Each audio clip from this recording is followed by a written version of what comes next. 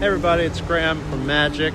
I am outside the new Co-Garage space on Main Street, and this is going to be, it's cogarage.co. We're going to have startups in here soon. It's a new co-working facility here in Westminster.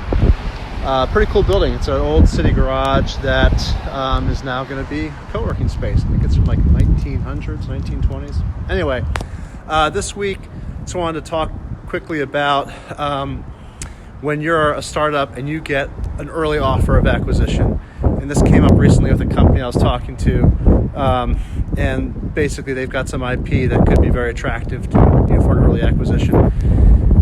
And my advice is, generally speaking, the odds that you're going to get more offers, more serious offers down the road, are not good. If you can sell IP or early MVP of a product that you've developed early on, that's probably should take the money. Because consider this: if you own 100% of a company and someone offers you $1 million, that's okay, that's only $1 million, right? But let's say you hustle. 5 years later, that company's worth $10 million, but let's say you only own 10% because you've diluted yourself from various rounds of funding. That's pretty realistic. Whether or not you actually get that offer of $10 million, it might not be as realistic. So on and so forth. If you are offered $100 million for your company 10 years later, but you only own 1% of it at that point, it's still just $1 million for you. So generally speaking, I would say if you get that, seriously consider those early offers. Those can be very good for your career as well.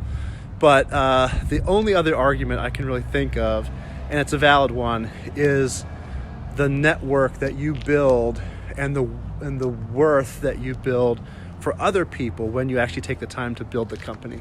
So in those three scenarios, let's just use the last one for example. You sell the company for $100 million in 10 years. You only own 1%.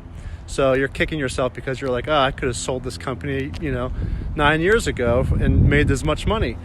But would you have made other people money? And the answer is probably no. So 10 years later, you would have made, hopefully, provide some good returns for investors and for other people who owned equity in your company. And those are people who are going to back you again and again. So, your net worth is in your network, and that has value. So consider that too when you're thinking about an early exit versus waiting. Hope that's helpful. All right, bye.